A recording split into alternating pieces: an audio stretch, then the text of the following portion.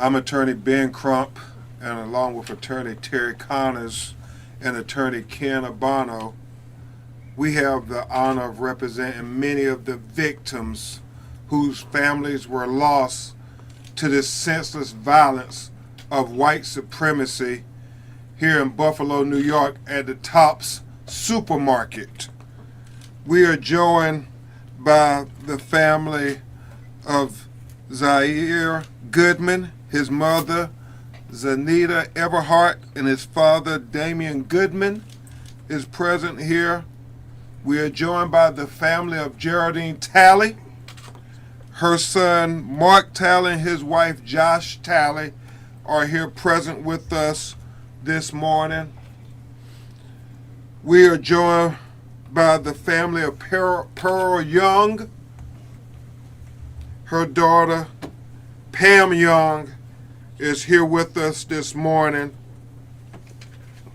And we are joined by the family of Ruth Whitfield, whose son Garnell Whitfield and his wife Cassetta Whitfield is present with us.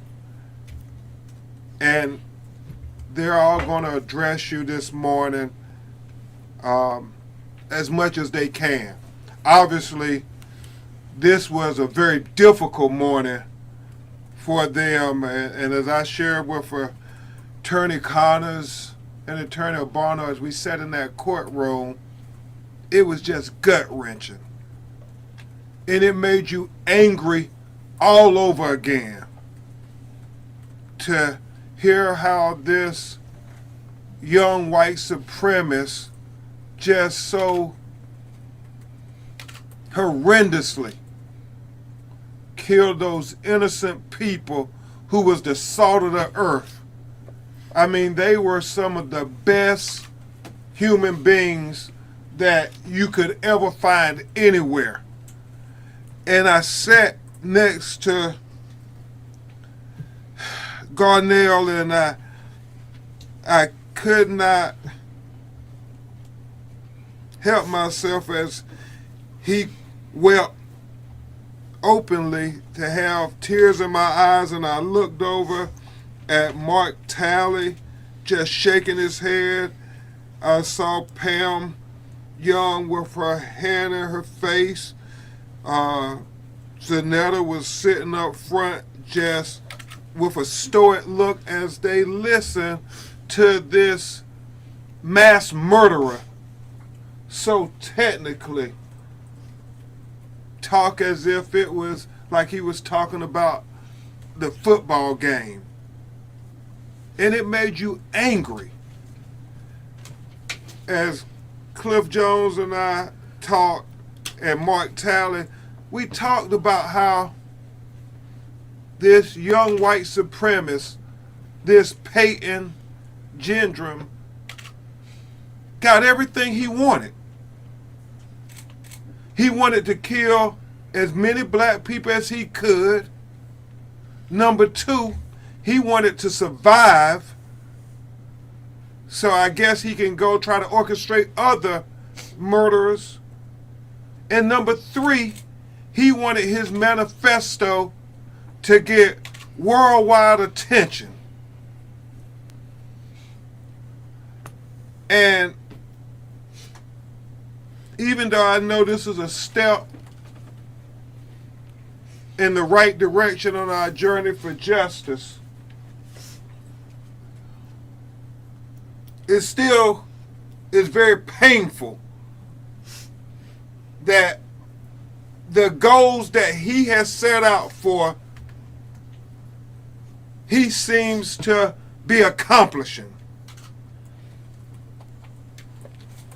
I mean, some of us, and you'll hear from the families themselves, are still baffled that he survived that day at the supermarket, because they've seen just too many people in our community move a certain way and they take them out.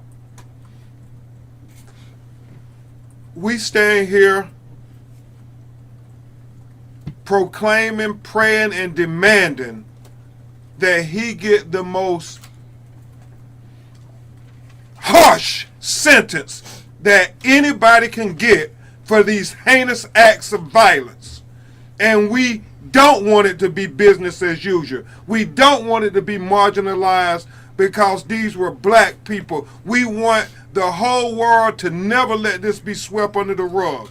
We want the federal charges to come in, and we want it to be full justice, the most harsh justice. We want the same justice if the roles were reversed. If you had the races reversed, that's the same justice we want, because that will be equal justice. Nothing less. You're going to hear the families, and they talked about, Ken, this notion of how they treated him like a minor. And we all thought about Trayvon Martin and Michael Brown and all these young black people who were killed, who were never given the benefit of being the consideration of being a minor. They were all treated like adults, but we sat in the courtroom and we just heard how everybody talked about how young he was. We want equal justice. We want him to be treated as the heinous, cold-blooded, vicious murderer that he was for killing all these innocent black people.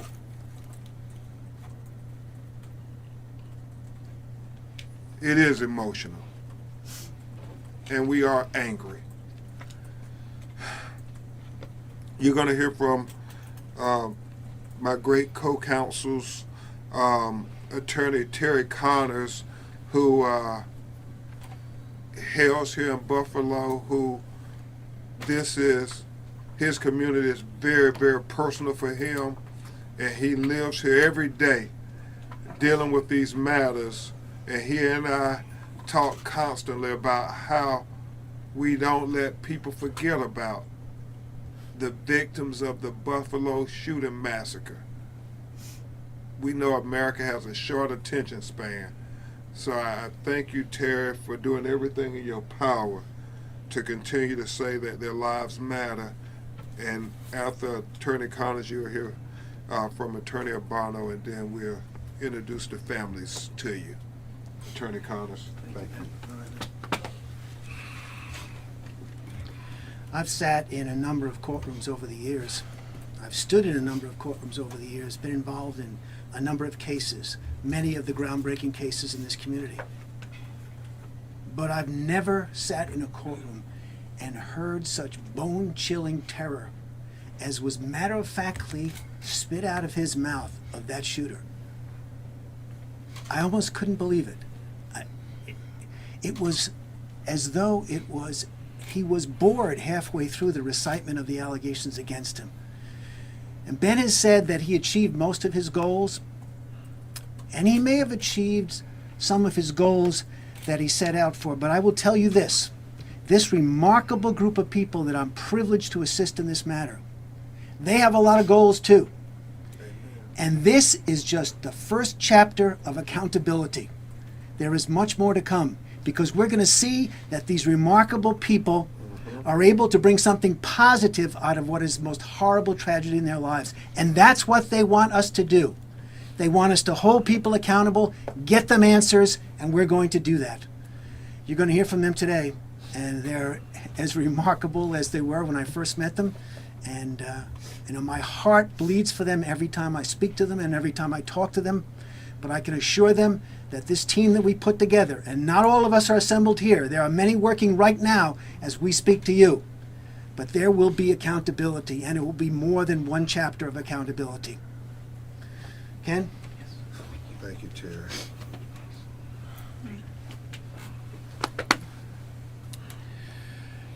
As Ben spoke of full justice, as Terry spoke of accountability and many other chapters, we are here for these families. We are here for every family that's been affected by this horrible tragedy. We heard some questions of D.A. Flynn that touched on certain areas of gun control and other areas of social media control. And people want to use that word control. This isn't about control. We are going to work tirelessly to depoliticize what we are going to do. The corporations know what they're doing. The corporations know how they could stop the radicalization of impressionable people. They know how they can prevent these types of guns from getting into the marketplace and become killing machines. Those are our goals and our missions for these families and for every other family that we pray will never have to go through this again. So this is a long road. It is a long journey, but we are in this most definitely for the long haul. And we will not stop until we get full justice and until we have full accountability for these wonderful people and the loved ones that were lost. Thank you. Amen. Amen. Thank you so much, Terry and Ken. You know, the people who continue to espouse this race replacement theory, blood is on their hands. People who are allowed to be proliferated over social media and the internet, the blood is on your hands too. And as you hear our clients talk today, I want you to know that even though Peyton, this young white supremacist, pulled the trigger, it was a lot of other people who loaded that gun. And we plan on holding all of them accountable. So it can hopefully prevent the next racially motivated mass shooting, not only here in Buffalo, but anywhere in the United States, anywhere in the world, because what did you tell me, Terry? Somebody praised this young white supremacist over in Europe who did a mass shooting? He was called Saint Gendron. That was his quote.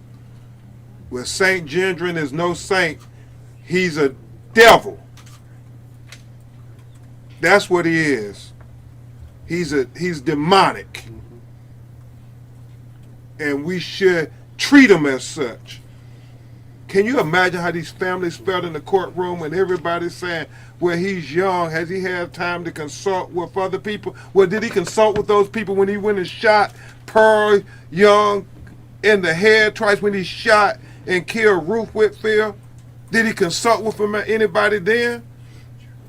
It is very emotional when you think about how they seem to give all the consideration to him that we don't often see.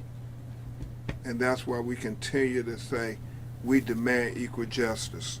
The first person that you will hear from are the parents of Zaire Goodman, Miss Zanita Everhart and Mr. Damon Goodman.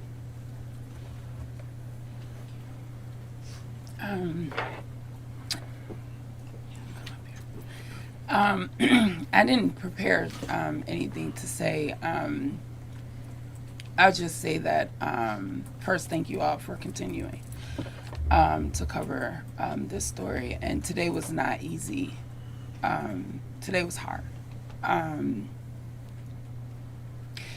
For me, the hardest part was a lot of what was read out loud in the indictment. I had never heard before, because even though I've done hundreds of interviews with many of you, I haven't watched the news since this happened. I haven't read a newspaper article, and so a lot of the details I didn't know. And then to hear Zaire's name spoken out loud, that was a hard pill to swallow, because it just brings back that day all over again. The only thing I know is from what Zaire told me. And sitting in that courtroom today and being kind of perpendicular to the terrorist. For a while, I just watched him because I go to these court hearings and things because I just need to be in the space of the person who tried to kill my son. I don't know why I need to be near him, but I do. But as he was talking, it was the sound of his voice kind of annoyed me internally because it was a very nonchalant voice. Although the questions they were asking him were yes or no or guilty or whatever, the way he said it was very nonchalant. And to me, it's because he's been treated that way. Young white men in his position who survive these mass shootings that they cause tend to have the support of a community who think that what they did is okay. And it's not a problem, and they're just doing what they're supposed to do for whatever sick, disgusted, twisted reason that they believe. And his voice made me feel sick, but it showed me that I was right in all the times that I've said that this country has a problem. This country is inherently violent. It is racist. And his voice showed that to me today because he didn't care. He didn't even feel, you couldn't hear him in his voice. He was just a robot. And to me, America showed up in that terrorist today because that is a part of America that Black people see every day. And that's all I gotta say.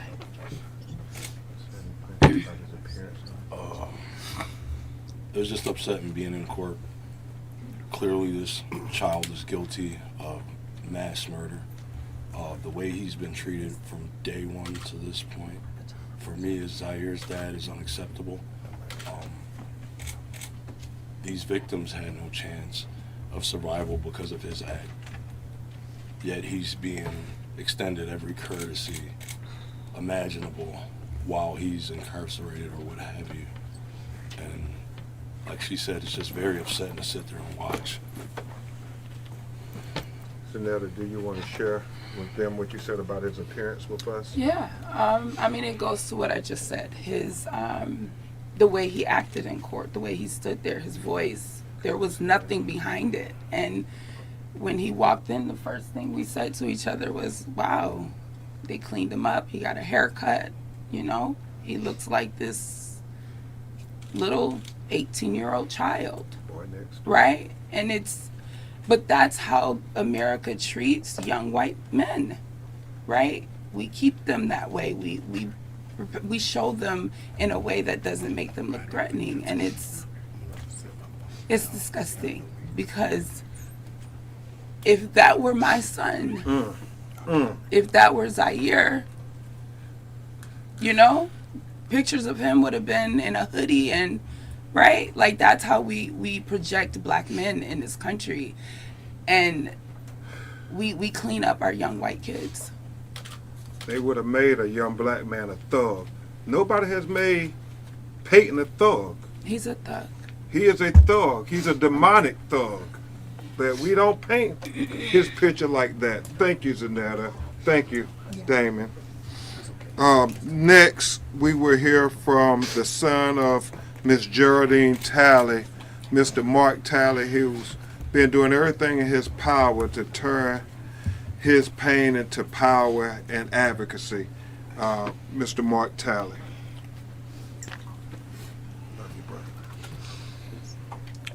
A lot of people here right now.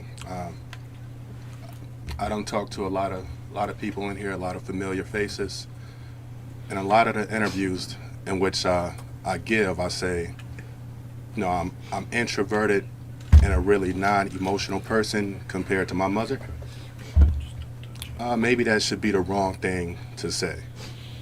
I don't necessarily have the good emotions in which society deems that, you know, a big black male should have. I have the negative ones. I have a lot of anger, a lot of powerful bass and passion when I speak. Honestly, I had a young woman tells me I look like the type of person who, if you saw me walking down the street in a hoodie, I would cross the street. And she said it as a compliment to me, because once she got to know me, that's the first thing that came to her mind. So that shows you about the state in society where talking to a black male, a tall black male, it's a compliment to say, no, I'm not going to walk her down the street. So in court today, a lot of anger was over my body. I was angry how the judge was constantly talking to this gentleman like he was a little prepubescent 6th grade boy. I hate how they show the pictures of how he looked, and then you see him in the courtroom. You see him with a 6th grade, middle school haircut, clean shave, looking real scrawny and nervous, surrounded by a bunch of policemen. I was angry that they didn't have him look at the faces of the family's victims that he ruined and scarred for life. I hate how when people refer to him, they call him a little boy or a young man. Last time I looked, in America, 18-year-old, you're an adult. Because I know if the roles were reversed, let alone me committing an act of terrorism, let me just punch the first white person I see on the street. I highly doubt the judge would be calling me a young man. I'm 33 years old. I've looked this way since I was 18. So I highly doubt the judge or the court system would give me the benefit of the doubt. I'm angry how when you constantly hear about this Tops terrorist attack, the first thing you hear is about this man. Not boy, not a young child, young man, this man. You constantly hear about everything he did, the manifesto he's written. You don't hear about the goodness in which Attorney Ben Crump and Terry Connors and the council are trying to do to get him to face justice, to get him to go to jail for life. You don't hear about the good work from the citizens here in the city. You don't hear about the good work Zanita is doing as a DEI for Senator Tim Kennedy. You don't hear about the good work that Garnell Whitfield is doing here in the city of Buffalo. You don't hear about the good work I'm doing along with my organization, Agents for Advocacy. You don't hear about the love that's being expressed by the families of the victims, such as Pam. All you hear about is this man, this racist attack he did, and how he had it linked up to 4Chain. Heck, 4Chain has gotten much publicity out of this for the past 6 months that they've ever had before. You don't hear about how there needs to be more legislation for gun control. At the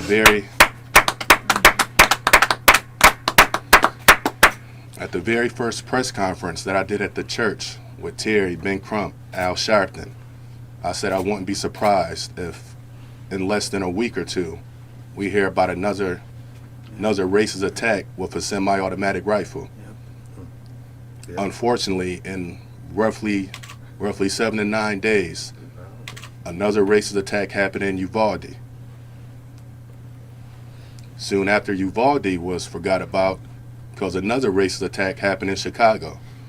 Same MO with a semi-automatic rifle. Parade. Yeah.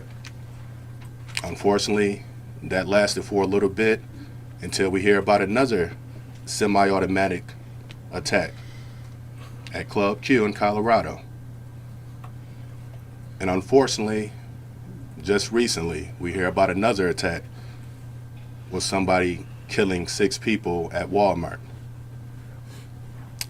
2022 is going on record now as the most mass shooting attacks ever, with over +5 people being killed, considered a mass attack.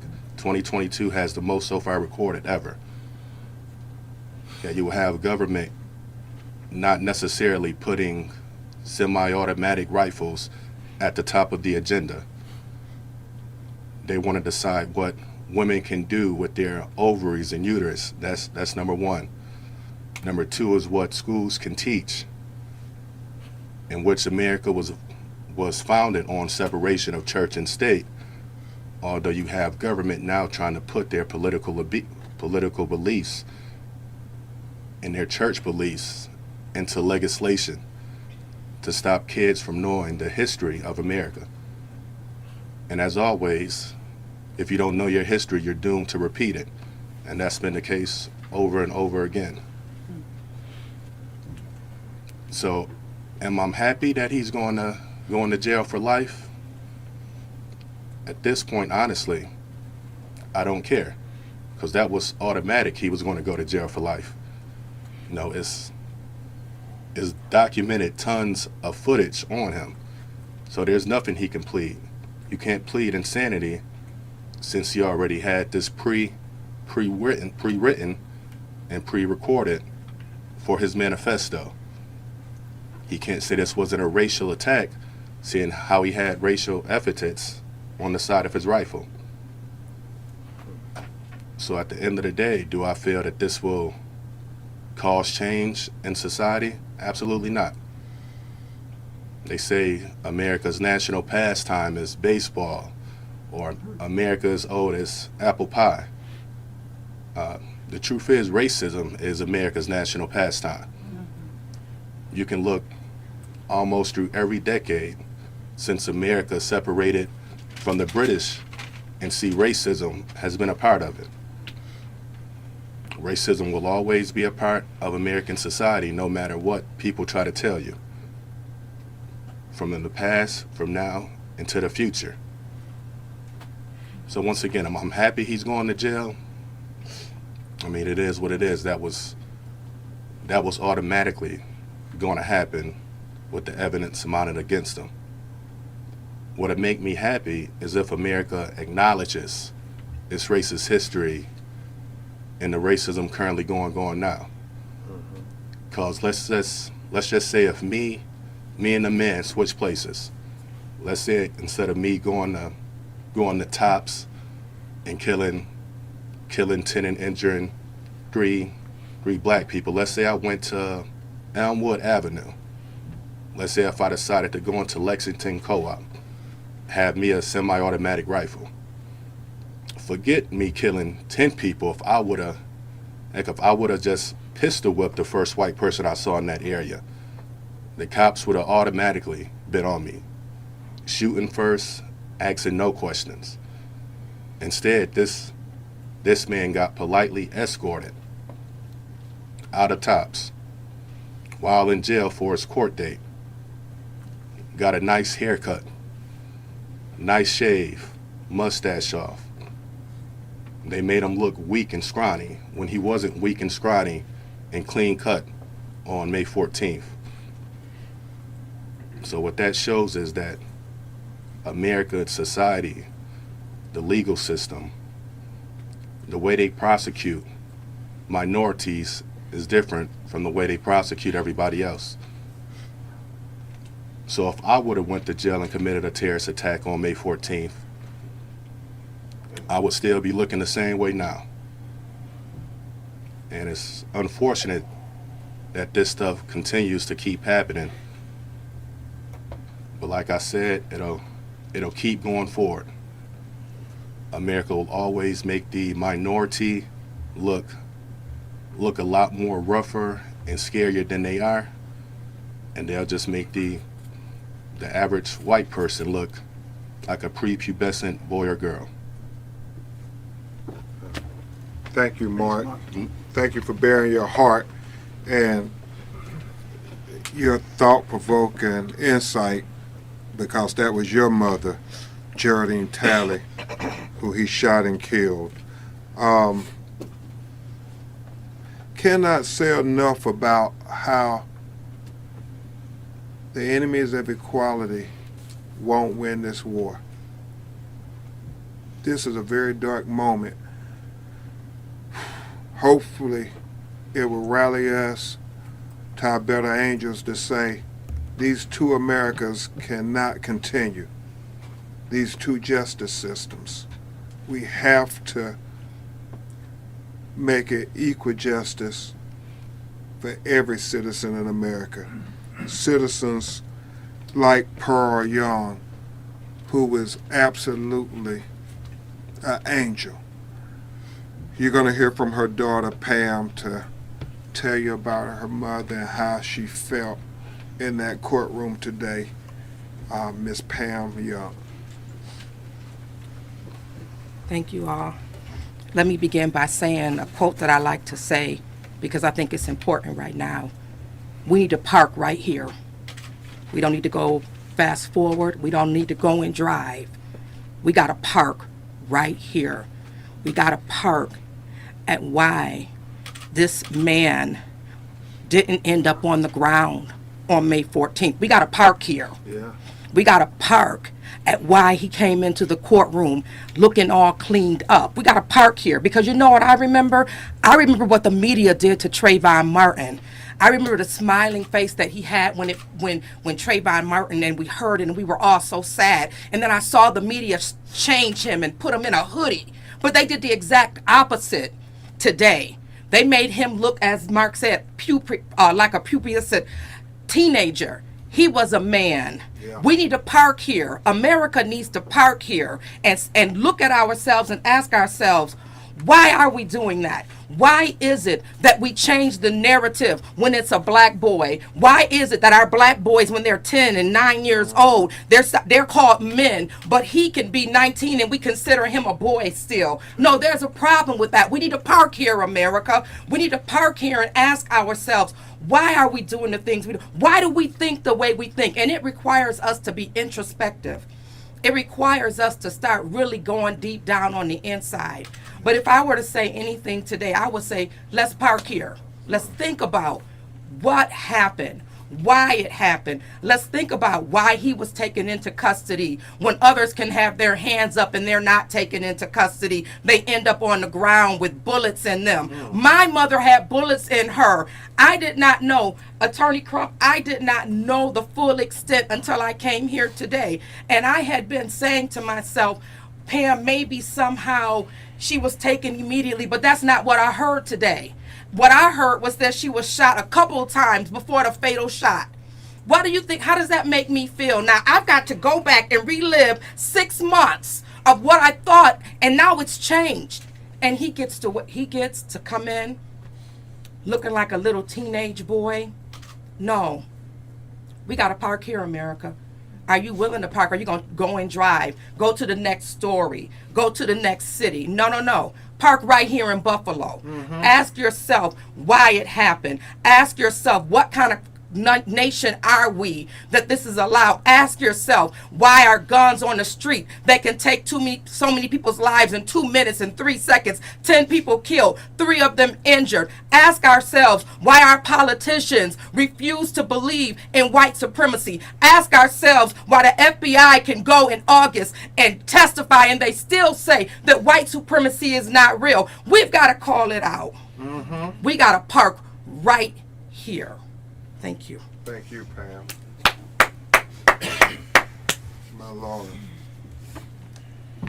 Thank you, Pam. And finally, you'll hear from the family of Ruth Whitfield. Garnell Whitfield has been a voice that has echoed across the country when this tragedy first happened. And him and his wife, Cassetta, are going to come and address you. And I know this is extremely difficult for him. So he will be speaking for him and his family. Thank you, Ben. I want to thank the families who've already spoken, the attorneys. They've already laid this out for you guys. I'm not going to spend any energy talking about him because he really is just a pawn in this whole thing. Like Marcus said, like Senator said, and Pam, we have a problem in America, and it's much bigger than May 14th. This has not happened chance. This was all planned. This was intentional. Our communities are intentional.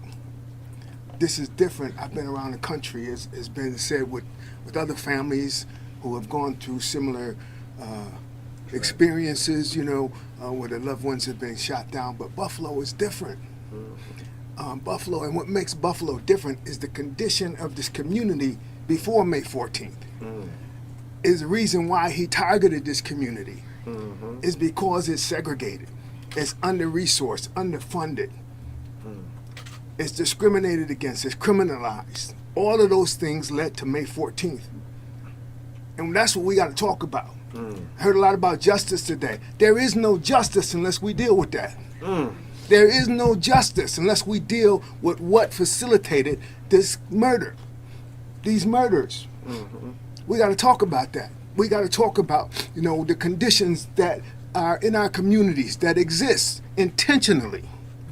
Let's not beat around the bush. Let's not, you know, around the edges. We can talk about gun legislation. We can talk about all of those things. They're important. I support it. I've been around the country talking about new gun legislation. These things are important. Laws are important. But until we humanize each other, until we are seen as human beings, until we are treated as equals, deserving of our breath, deserving of our lives, then nothing's going to change here. You know, I said it all the time, my mother didn't deserve this. None of these people deserve this. But yet here we are begging, literally begging for those who are in power to do something about it. You know, I'm a cancer survivor, and it's tell us story. I'm a cancer survivor, and one of the things when I was diagnosed is I had to decide on a course of treatment. The first thing I had to do was acknowledge that I was sick, and go to the doctor. Okay, that's the first thing I had to do. Okay, and then when presented with the options, I had to decide which one of those options would facilitate my continuance, my living. Which one of those would give me the greatest quality of life and the greatest chance to live. And at the end of the day, I tried some holistic treatments. I tried all kinds of things along the way. At the end of the day, the cancer was still there. I had to make a decision. And the decision was to have surgery, radical surgery, because that gave me the best opportunity to live. They had to cut it out. They had to kill it. They had to kill the cancer. And that was 21 years ago. That was for 9/11. I was going to go to New York City. That was 9/11. I had this diagnosis. And I'm here today because I decided to do something about it. And what's America going to do about the cancer of white supremacy? What is America going to do? Tell it. We've been putting Band-Aids on it. We've been all around the edges. We've been very kind with each other, and we've been pleasant and all that. Let's stop pretending. The problem is white supremacy. This country was founded on it. It was founded on it. It's still here today. It's a part of our it's the fabric of our society. It's why our community looks like this today. Let's stop pretending. If we're not going to talk about that, then America is not going to survive. It is not going to live. Just like me, I had to make a decision. Radical. And sometimes, in order to move forward, you got to take a step backwards. Sometimes you got to cut something out in order to let the rest of it live. If we're not willing to do that with white supremacy, if we're not willing to call it out, if we got people in power in places who want to be nice and politically correct and pretend like everything's okay, America is not going to survive. And if you pay attention, it's dying as we speak. It's dying as we speak. America as we know it is dying as we speak. Now, my question to you is, what are we going to do about it? Thank you. Thank you, Garner. Thank you. Thank you to each of you for bearing your hearts. I know how emotional it was in that courtroom today, and we continue to say that your loved ones were not insignificant. They were not inferior. They were not irrelevant. They were important. And it's important that your voices continue to be heard to let the world know that they matter. We will take some of your questions if you have any. I was just wondering, I know this is the day that everybody have to go to court, and Zanetta, I think you mentioned you've been so strong all along, but today was different. You heard something, you saw something, what you all experienced today was not what you thought? It was a lot longer. Yeah, I say for me it was different because, you know, my experience is different from my newfound family, right? Like, I got to keep my kid. And so today, I haven't watched any of you guys' news reports since May 14th. I haven't watched one of them. Just hearing them read the details. Who got shot first, second? Zaire got shot third. And, Take your time. there's just those details that I didn't know because I don't watch the news anymore. And that was different. That it made this, it's been real. It's been extremely hard. But today just made it really, really, really hard.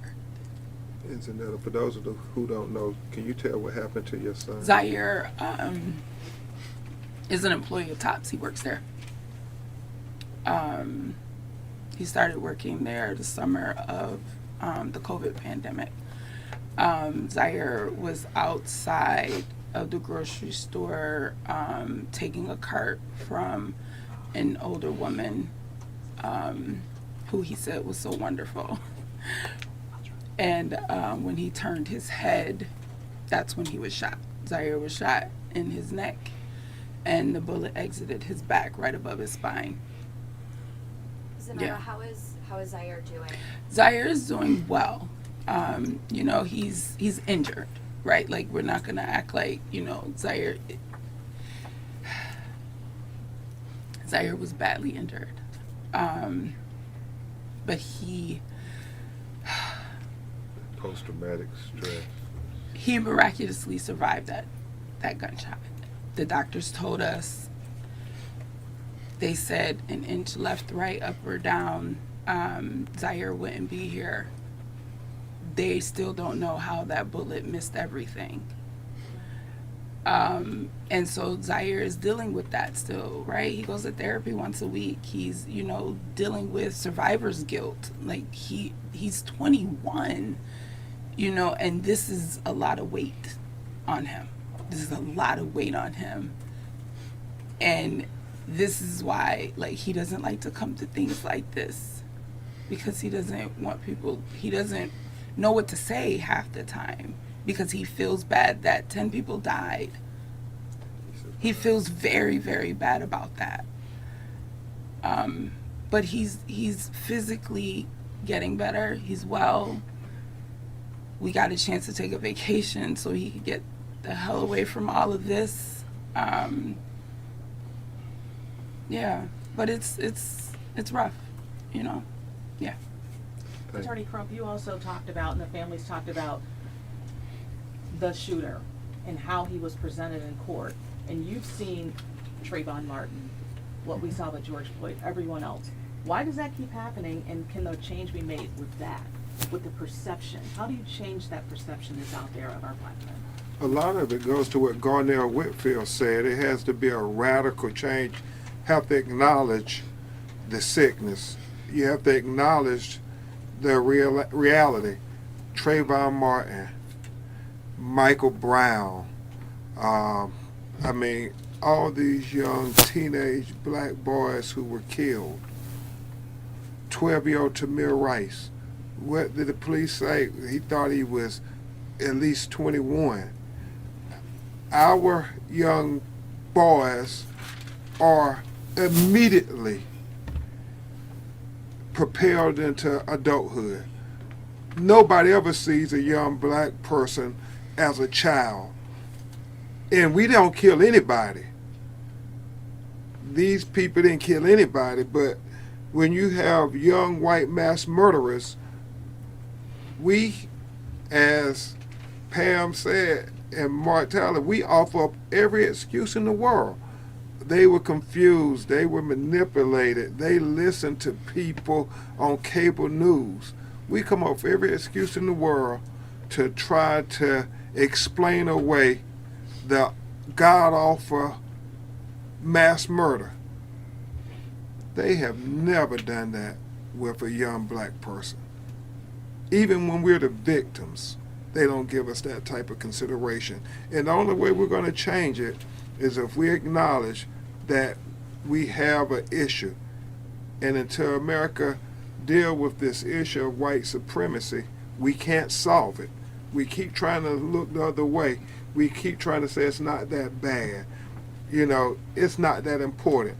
Well, it is important. And we should put it at the top of our agenda if we want to try to be the America that we purport to be.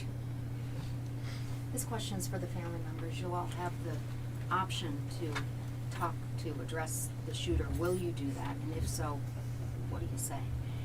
At sentencing. Yeah. Yeah, I think everybody's saying yes. Yeah. Yes. You know, my thing is to be able to look him in the eyes, because I think about that he must have looked at my mother and seen her just as a black person and unworthy. So I want to look him in the eyes.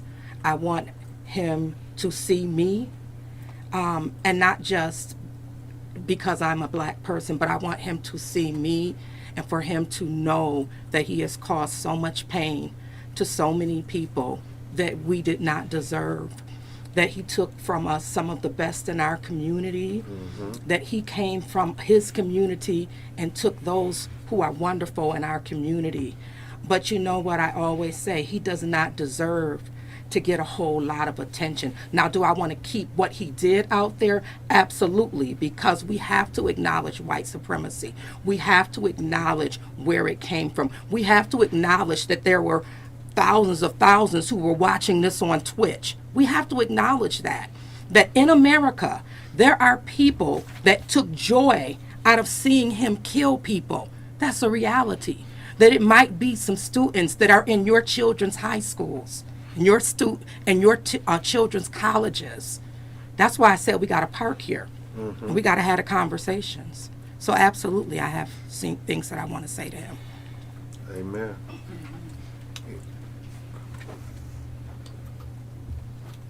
I don't prepare to give him any type of written statement. As far as I'm concerned, he's beneath me. His family is beneath me.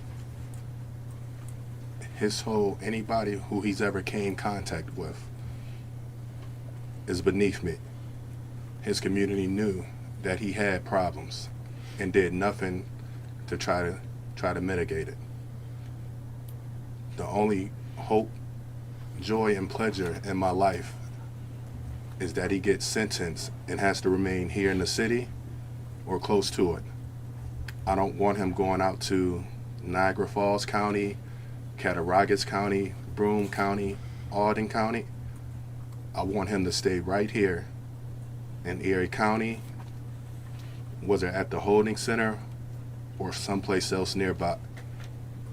I want him to constantly fear every day that his life is in jeopardy, because he's either going to have to be 23-1 in his mind after 2 weeks will eventually end up destroying him, or he goes into the general population. If he goes to general population, whatever happens, happens.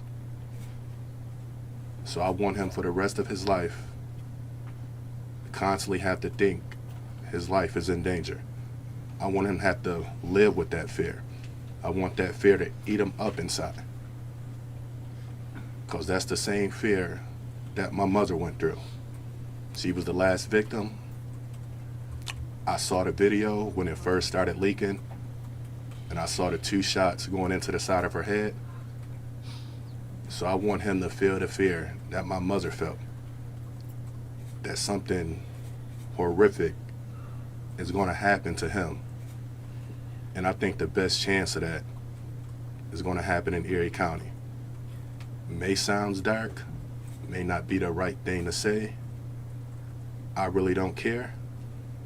I want that pain to eat at him every second of every day for the rest of his life. And I think the best chance of that happening is right here in the holding center or someplace in Erie County, some jail in Erie County, because I'm confident the further he gets away from having a more diverse population, I believe he'll eventually become idolized out in the Audens and the Cattaraugus counties. Thank you, Mark. Any other questions? We'll take one or two more. Yes, ma'am. Why do you think that Peyton Gendron pleaded guilty today? What do you think was his motive for doing that? Attorney Connors, you want to address that, or Attorney Bono? Okay. So Why do you think he pleaded guilty today? Y'all can address that. if you talked with did you talk with? I did, yeah. Then go ahead, if you talked with. So 3 weeks or so ago, I had a visit from the defense counsel, both the defense counsel in the federal prosecution and the state prosecution. And it was at that time that they proposed the possibility of him pleading guilty to every count within the indictment, that they felt as though that was one way in which they might be able to mitigate the decision with respect to the death penalty in the federal system. And so they proposed to do that. They actually came to see us, and I sent communications to all the family members and all co-counsel because they wanted us to know about it first. They then approached the district attorney and said, we've made a decision to plead guilty, and as you heard John Flynn say today, he really had no conditions he could put on them because at that point they were pleading to the entire indictment. But clearly it's because the evidence was overwhelming, there was no path forward, and this is the only opportunity to perhaps convince the federal government that the death penalty is inappropriate because legitimate law enforcement objectives, that's the words they use, were obtained, and because there was no need to go further for the prosecution. Those are the primary reasons. They also said, and I'll repeat this because it's truthful, they did say that they wanted the families to know that was his intention, and that hopefully that would save them the grief, the agony, the horrible proof that would be part of the state prosecution. Attorney Obano, do you want to address? And Ken was born here in Buffalo, so this is very personal to him as well. When I was here 5 months ago, I just couldn't even bring to words the unspeakable tragedy of seeing what happened just near where I grew up. My parents still live here, and it's absolutely horrible. And as Terry just said, in an effort to try and spare his life, we have this demon trying to spare his life. He didn't ask. He didn't give anybody a sparing of a life other than what we heard was an individual who he shot inadvertently who was white. Mm-hmm. He didn't ask anybody, family members, if it was okay. He just callously took their lives. I sincerely hope that with the efforts that we are going to advance, that we're going to make Buffalo a better place for this. We're going to make New York, we're going to make the whole country a better place. Because this has to stop. We have to cut this out. We've got to find it, identify it, and force people to admit it for what it is. Because if we don't, we'll never change. It'll just get swept under the rug. It'll be yesterday's news. And we have to stop that. We have to show courage. And everybody in this room needs to ask those questions. How do the people in power show the courage to help stop this? Because we need their help too. Hearing And that, it's like Pam said, we got to park here. Mm-hmm. We got to park here. And what Terry and Ken said reminded me that I'm going to send a letter to Attorney General Merrick Garland and Kristen Clark, the head of the Civil Rights Division, and ask them to do exactly what they did in the killing of George Floyd, even though the state went forward to bring federal charges and make sure that the full weight of the federal government speaks to this racial motivated killing. That is the only way I believe these families will get full justice.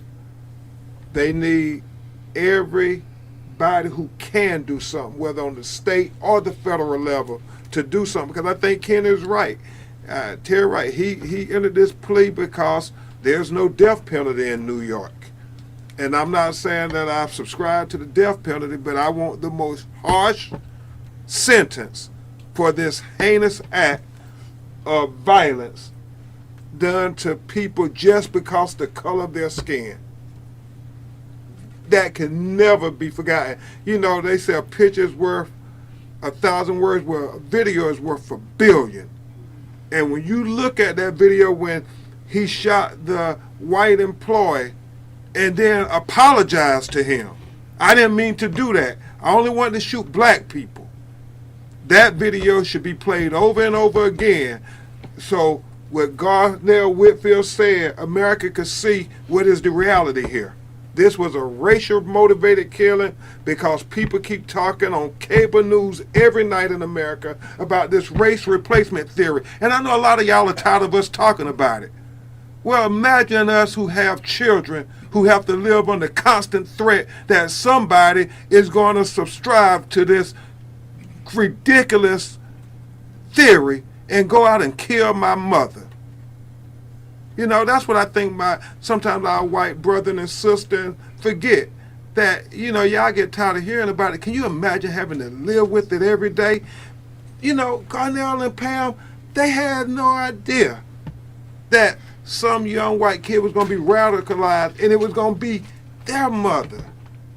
I mean, Mark Talley. I mean, these mothers were the best people in the world.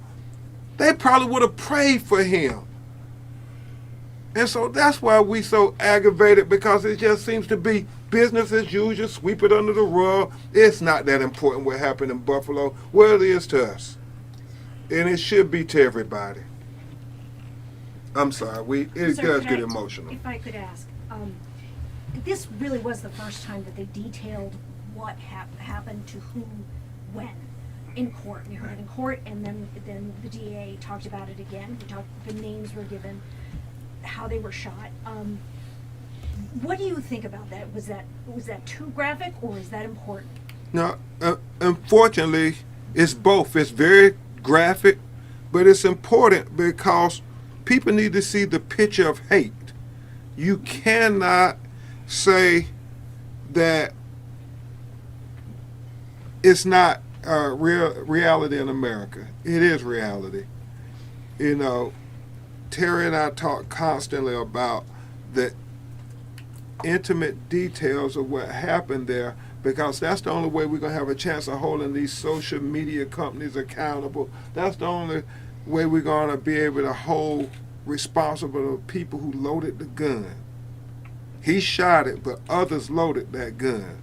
And so, as much as I feel, and I apologize to Garnell and Mark and Pam and Zanetta and Damon, all our other clients, we got to keep talking about exactly what he did in that video over and over again in hopes that it won't come to your community next. Because if we don't make it an important issue, then America won't see it as important. How do you hold these social media accounts accountable? You want to talk about that, Ken? I'd love to talk about it. Go ahead. Go ahead. You know, we have a team right now that is looking into all of the social media accounts that facilitated this kind of language, that propagated this kind of hate, that encouraged him actually to perform what he did, instructed him, and in some instances outright helped him. There are studies that are out now that the most influential communication that occurs is that from social media, whether it's 4chan, whether it's 8chan, Discord, but even YouTube and others have these type of available communications that are part of the problem, and they have to realize it and recognize it right now. And we're going to look at it as close as we can. We understand there's some immunity that attaches under Section 230. We're dealing with that. We're researching that thoroughly. But there are avenues of redress that we can follow that hopefully will make a difference. And all we have to do is change one. Let's just change one of these outlets to stop what they're doing. And maybe there will be one less mass murder for us to sit in a courtroom, in a classroom, in a conference room like this. But we are going to go after them. Amen. Question. Amen. Question for the family members, and if you don't want to understand, I don't want to answer it completely understand, but given the nature of what you've heard and saw and everything today, does that alter, does that change completely, does that enhance your feelings in terms of the severity of the punishment in federal court for shooter here, whether it's a death penalty or anything for that matter? Cornell, and then we'll take one more after this. I mean, as I said before, I'm not really concerned about him. I'm concerned about all the things that facilitated this, all the things that were, that he used, to do what he did. He's dead man walking. He's going to get whatever he's going to get. I'm not concerned about what Merrick Garland does. What I'm concerned about what America does about all of the things surrounding this. And so that's where my focus is, not on him. I'm sorry. Go ahead. No, take your one time. other Go thing. Because he pleaded guilty, my concern is there were no cameras allowed in that courtroom. Yeah. Okay. And the true story and the full story did not get out. And my concern going forward is that this story is told, that it's not covered up, it's not buried because of a plea deal or because of anything else. And what's important is that the history of what happened on 5/14 is told completely and honestly. So it's a part of our history. So many times in America, down through the years, they've cut us out of the history books. They're taking books off the shelves now. They've not included us as a part of the fabric of this nation. And I want to make sure that that does not happen with 5/14 or anything else going forward. It's time that we write our own narrative. It's time that we control our own narrative. And that's what this is about for me. Yeah. We can't say 5/14 enough because they forget about it. And I will say, one of the reasons I feel so compelled to reach out to the Attorney General of the United States is because this is a national issue, and our community needs to see that they take it seriously.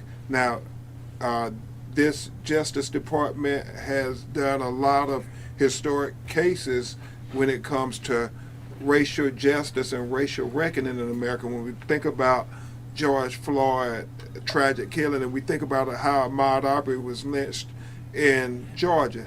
But right here in Buffalo, New York, it needs to have the full weight and breadth of the federal government using all of its resources to let not just these families, but other black families and brown families, whether in Uvalde and elsewhere, know that you are worthy and deserving of every constitutional promise that America gives to any citizen.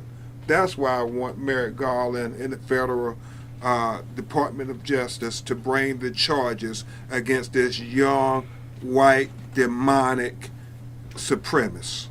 And I keep saying demonic because only a demon would do something like that. All right, last question. Oh, yeah, please, Mark. Here I echo everything Garnell said, but I wanted to get back to what Mr. Crump said, how a picture is worth 1,000 words, a video is worth 1 billion. I used to work at Erie County Medical Center as a public safety assistant. In order to get that position, had to pass the civil service and also get your security guard license.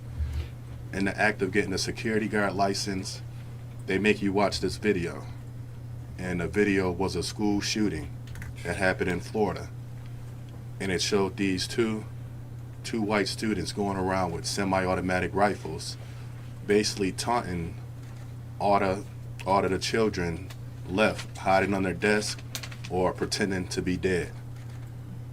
And it showed them just hitting them with the rifles, saying they don't believe they're dead, and they just end up shooting each one of them. And that was the first time I ever saw like a mass shooting, not the clips you see on the news or the pictures that they have, just the full onslaught of the mass shooting. And this may be radical, but I'm just speaking for myself. I think that needs to be more prevalent in society. For years, African Americans talked about how there's police brutality going on in society, and nobody believed them until the Rodney King footage came out, which started the Los Angeles riots.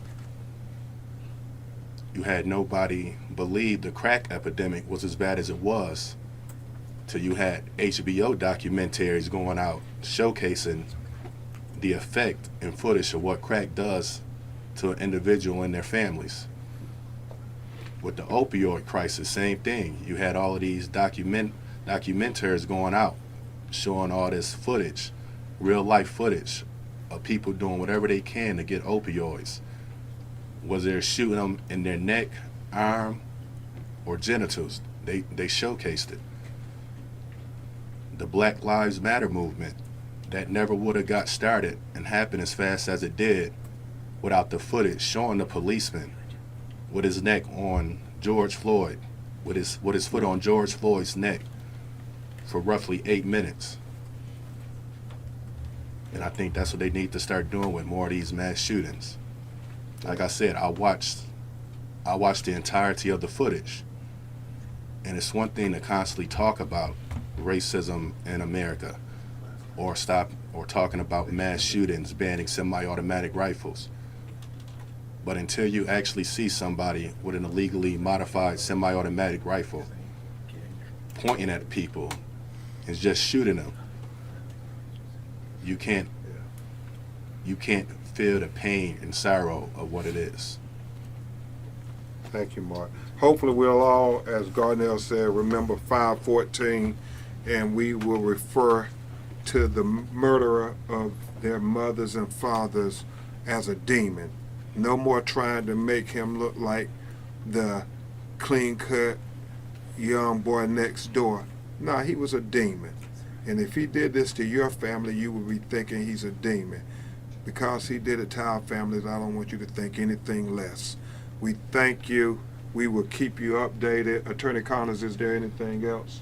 No, I think we've covered just about everything. The one last, probably the exclamation point of this is, when you're doing the interviews of our new superb governor from Western New York, who's a terrific addition to the state, remind her that the Grieving Families Act is on her desk, and she needs to look at that carefully and sign that, because that's important legislation. Yeah. Attorney Albano, anything else? Okay. Anybody?